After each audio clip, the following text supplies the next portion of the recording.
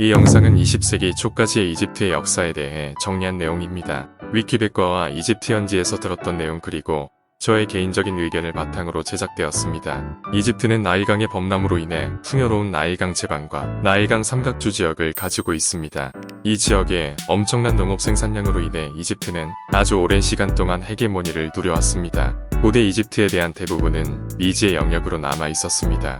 그러나 로제타석이 발견되어 신석 문자가 해독됨으로써 고대 이집트에 대한 연구가 시작될 수 있었습니다. 선사시대 기원전 3100년까지 이집트 선사시대의 대표적인 흔적은 나일강 한단구와 오아시스를 따라 발견되는 암각화입니다. 이들 수렵 채집 부족과 어민 부족들이 형성하던 문화는 기원전 1만년경에 농업 부족들에 의해 대체됩니다.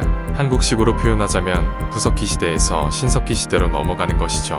한국 고고학에서는 기원전 6000년 전에 신석기 문화가 시작된다고 봅니다. 암튼 이들 농업 부족은 곡물을 빻아 가루로 만들어 소비하는 문화가 대표적입니다. 그러다가 기원전 6000년경에 아프리카 습윤기간이 종말을 맞이하고 사하라 사막이 형성됩니다. 신석기 시대의 시작은 우리와 같네요. 이 지방에서 거주하던 부족들은 나일강변에 이주하여 정착하게 되는데 이로써 농업경제 체제가 자리잡고 중앙집권된 사회가 형성되는 발판이 만들어졌다고 합니다. 이집트에 가면 이 학설이 이해가 되는데요. 나일강 본류와 지류 주변으로는 초원이 펼쳐져 있지만 조금만 밖으로 나가면 사막이더라고요. 이집트처럼 더운 나라에서 저 같아도 사막보다는 강 주변을 선택하겠습니다. 암튼 이 즈음에 나일강 전역에서 신석기 시대가 시작됩니다.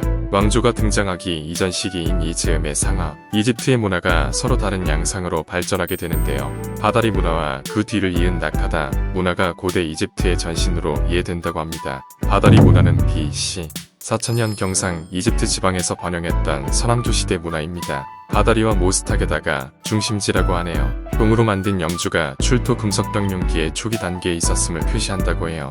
참고로 우리나라는 기원전 1000년에 시작되는 청동기 시대부터 금속을 사용합니다. 가늘고 얕은 아가리에 세련된 흑색 마연토기, 즉 블랙톡트 포터리를 특징으로 합니다. 또 변성함의 일종인 동석에 유를 시공한 기술이 발명되어 팔레트의 사용 석재용기의 제작이 시작된 시기라고 합니다. 처음으로 인물 조각이 출현해서 기술적으로도 매우 진보한 문화입니다. 나카다 문화는 상이집트의 BC 4000년대 서남조 시대 문화를 말합니다. 피트리가 나카다 발굴 성과에 따라 상대현대 결정법을 고안할 때 유물군을 두 개의 상이한 문화기로 구별한 데서 아이 문화와 문화로 구분합니다. 후에 다른 표준 유적에 의해 나카다 아이 문화를 아무라 문화, 나카다 문화를 게르제 문화라 부르기도 한다. 후에 상이집트가 되는 남부 이집트에는 메리무다 문화가 있었는데 바다리 문화보다 700여 년 앞선 것으로 이해된다고 해요. 남부 이집트에서 발생한 문화는 2000년간 상부 이집트 문화와 공존합니다. 신석 문자는 고대 이집트 이전 시기인 나카다 3기에 만들어진 항아리에서 처음 발견되는데 그 연대는 기원전 3200년으로 추정됩니다. 이 시기까지는 이집트 전체가 통일되어 있지 않았고 한국사 개념으로 보면 분장국가나 음락국가의 형태로 존재하면서 서로 경쟁하다가 결국 기원전 3100년경에 나르메르라는 파라오에 의해서 최초로 통일이 됩니다. 고대 이집트 기원전 3100년부터 332년까지 상하로 나뉘어 있던 왕조는 기원전 3150년경에 나르메르에 의해 통일됩니다. 이로써 통일왕국이 세워지고 3000년가량 여러 왕조가 번갈아가며 왕국의 대를 이어갑니다. 이 시기 동안 이집트 문화가 융성하게 꽃피어서 아주 오랜 시간 동안 종교와 미술, 언어에서 독창적인 세계를 구축합니다. 스핑크스와 기자의 대피라미드 등 현대 이집트를 먹여 살리고 있는 많은 건축물들도 이 시대의 작품이죠. 이집트는 언제나 두 개의 이집트로 인식이 되었습니다. 이집트가 통일이 되어 있던 동안에도 이집트는 상이집트와 하이집트로 분리되어서 인식이 됐어요. 그래서 이집트 미술이나 예술을 살펴보시면 약간의 강박관념이 느껴질 정도로 상하 이집트를 열심히 분리하는데 상이집트는 남쪽, 하이집트는 북쪽에 있습니다. 이 부분이 조금 헷갈리실 수도 있는데요. 그 이유는 상이집트는 나일강의 상류에 위치한 지역이라 그렇게 부르고 하이집트는 하류에 위치하기 때문이고요. 나일강은 남쪽에서 북쪽으로 흐르니까요. 그러다 보니 상류가 남쪽이고 하류가 북쪽인 상황인데 하이집트의 경우에는 그냥 하류를 뜻하는 건 아니고 하류에서도 나일강의 삼각주 지역을 의미합니다. 나일강이 저희가 있는 카이로를 기점으로 시대마다 조금씩 바뀌긴 했는데 6, 7개 정도의 지류로 나눠져서 흐르는데 세계에서 가장 큰 삼각주 지역인 이 지역을 하이집트라고 부르고 삼각주 형태의 하이집트는 나일강을 중심으로 선형을 띠고 있는 상이집트와는 확연히 구분됩니다. 그래서 두 지역이 이집트인들의 지리인식 속에서 분리되어 있었지만 실제 문화적으로 나타나는 양상들이 차이가 납니다. 그 이후로도 이집트가 분열이 된 적도 있었는데 언제나 상하 이집트로 분열되었습니다. 분열되었다가 통일이 되는 상황이 반복되게 됩니다. 아무튼 상이집트 출신의 나르메르가 하이집트를 정복하는 방식으로 이집트가 최초로 통일이 되었고 그 시점이 기원전 3100년입니다. 그때부터 500년 정도를 초기왕조 시대라고 부르는데 이 시기에는 이집트 역사를 나눠서 편년체계에서 숫자를 붙이는 왕조 시스템이 있어요. 초기 왕조에는 보통 1왕조와 2왕조가 들어갔죠.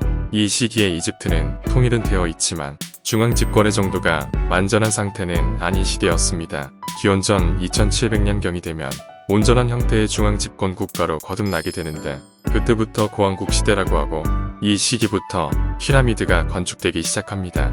피라미드 모두 다 고왕국 시대의 산물입니다. 이 고왕국 시대에는 3유광조가 들어갑니다. 기자의 피라미드들은 모두 사왕조 시대의 것이고 기원전 2570-2500년 정도까지 해당이 되고요. 사카라의 계단식 피라미드는 그 이전인 기원전 2700년에서 2650년 사이에 지어진 건축물입니다. 생각보다 시기 차이가 크지 않네요. 그렇게 고왕국 시대가 기원전 2100년 정도까지 이어집니다. 이집트가 거의 500년 정도 완벽한 통일 상태를 유지했었고요. 그러다가 점차적으로 중앙 권력의 힘이 약해지고 지방 부족들을 점점 성장을 하면서 분열됩니다. 제1중간기, 중왕국, 제2중간기. 이집트의 제1중간기는 약 150년간 지속된 정치적 격동의 시기입니다.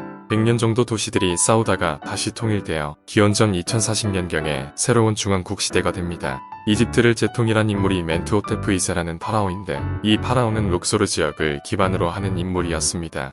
룩소르 지방을 기반으로 하고 있었던 11왕조라고 하는 세력이 통일을 해서 중앙 집권이 시작된 것입니다.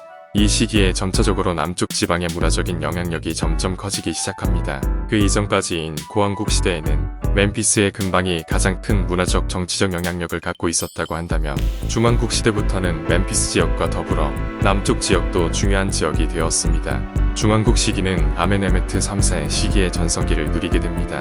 그런데 중왕국 시대의 유적은 다른 시기의 유적에 비해 좀처럼 볼 수 없습니다.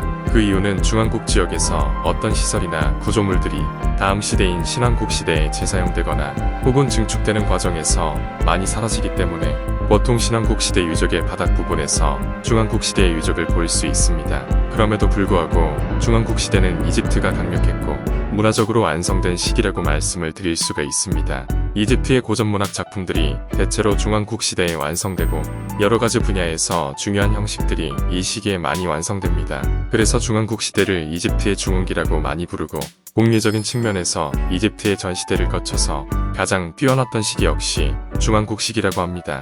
중왕국 시대 이전에 분열된 시기를 제1중간기라고 하고 중왕국 시대 이후에 분열된 시기를 제2중간기라고 하는데 제2중간기에 특별한 정치적인 양상이 나타나는데 동부지역 카이로보다 동부지역 동부 삼각주 지역에 아시아 계통의 사람들이 들어와서 15왕조를 세우는데 기원전 17세기경에 침략한 힉소스가 그들입니다. 힉소스는 이집트를 침략하여 점령에 성공하지만 남쪽 지역은 점령하지 못했죠. 힉소스는 하이집트의 대부분을 점령해서 아바리스를 새로운 수도로 세웁니다. 남쪽에서는 역시 룩소르 지역을 중심으로 하는 17왕조가 세워졌는데 17왕조가 남쪽 지역을 다시 점령하는데 힉소스의 15왕조와 싸웠습니다. 군사들의 충돌이 잦았던 것으로 보이고 실제로 전쟁에서 17왕조의 파라오가 살해당하기도 하는데 그 파라오의 미라를 박물관에서 보면 많이 훼손되어 있습니다. 머리 도끼를 맞고 복부에 단검을 찔린 이런 흔적들이 미라에서 확인됩니다. 얼마나 전투가 격렬했는지를 간접적으로 알 수가 있죠. 이후 룩소스 지방의 이집트 토착 세력인 아흥모세 1세는 힉소스를 나일 강역에서 몰아내고 이집트 제18왕조를 세운 뒤 통일 이집트의 수도를 멤피스에서 테베로 옮기게 됩니다. 신왕국 제3중간기 말기왕조 아흥모세 1세의 제18왕조와 함께 이집트 신왕국이 시작됩니다. 이 시기에 이집트는 막강한 힘을 바탕으로 남쪽으로는 누비아의 퉁보스에서 동쪽으로는 레반트 지역까지 점령합니다. 하트셉수트, 투트모세 3세, 아크나톤과 네페르티티, 투탕카멘, 람세스 2세 등 유명한 파라오 대부분이 이 시기의 통치자였습니다. 여러분들께서 잘 알고 계시는 투탕카멘이나 람세스 2세 같은 사람들이 모두 신왕국 시대의 파라오입니다. 우리가 본 피라미드가 세워진 고왕국 시대보다 1000년 정도 후의 시기입니다. 기원전 1550-1100년 정도의 시대이니까 피라미드와는 1500년 정도 차이가 나는 시대입니다. 상이집트 지역인 남쪽에서 보게 되는 주요 유적들은 거의 대부분 다 신왕국 시대의 유적들입니다. 예를 들자면 아스완에서 보게 되는 아부신벨 신전이라던가 룩소르에서 보게 되는 카르낙 신전이라던가 왕들의 계곡 등이 모두 신왕국 시대의 유적입니다. 또 이 시기에 아톤을 중심으로 처음으로 일신숭배 사상이 세워집니다. 그러나 다른 신들의 존재를 인정한다는 점에서 단일 신교로 간주되지는 않습니다. 또한 이 시기에 국제적으로 다른 국가들과 활발히 교류하기 시작합니다. 히타이트와도 국경을 맞대게 됩니다. 그러나 바다 민족의 침략과 테베의 아문 대사재단 등의 내용으로 인해 다시 상이집트와 하이집트 사이의 결속이 약해집니다. 하이집트는 리비아계에, 상이집트는 쿠시 왕국의 침략과 정치적 영향을 받습니다. 이 시기를 제3중간기라고 하고 제3중간기는 300년 정도 지속이 되는데 이 제3중간기를 끝내고 이집트를 재통일한 세력이 있는데 이번에는 이집트 토착 세력이 아니라 외래 세력이 이집트를 통일합니다.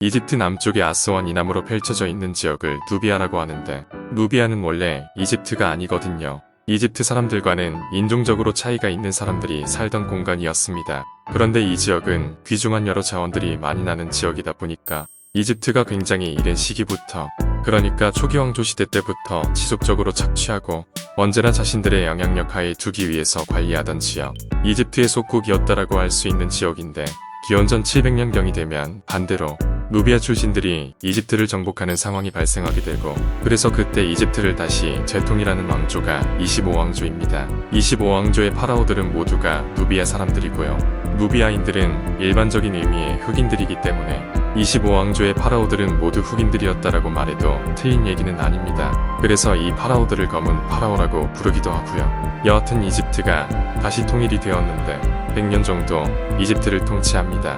하지만 누비아 출신의 25왕조도 역시 또 다른 외래 세력한테 밀려서 남쪽으로 다시 쫓겨납니다.